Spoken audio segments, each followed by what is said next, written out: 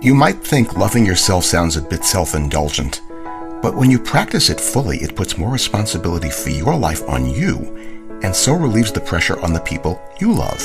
When you get discouraged, consider this fellow who dropped out of grade school, ran a country store, went broke, took 15 years to pay off his bills, ran for House, lost twice. The end seemed very near for Hudson.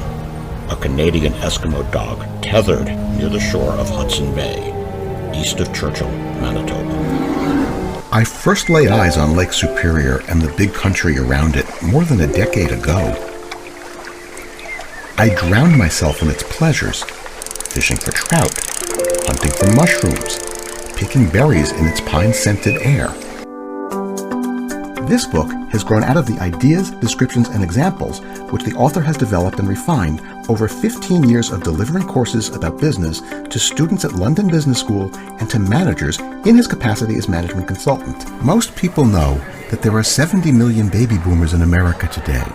But what is less known is that there are approximately 100 million people in America between the ages of 16 and 30. I feel safe here. That's really what it comes down to. Oh, there's the sea as well. I like the ocean in all its moods, from stormy to still, white, gray, turquoise, blue. I can watch the surf crashing on the rocks for hours.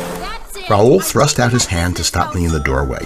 He was carrying burgers in the pet crate, and the dog had started to snarl, a steady, menacing rumble, like a tiny chainsaw. I was under the stairs when I decided to walk. In that moment, I hadn't carefully considered walking 630 miles with a rucksack on my back.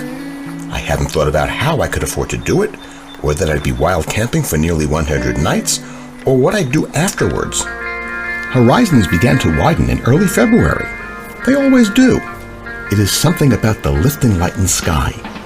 Days no longer seem so abbreviated, in such a mad rush to reach their conclusion. Even in the architectural confines of central Harrogate one afternoon, I saw hundreds of high, hollow rectangular clouds stretching off indefinitely with the bumpy texture of old oak bark.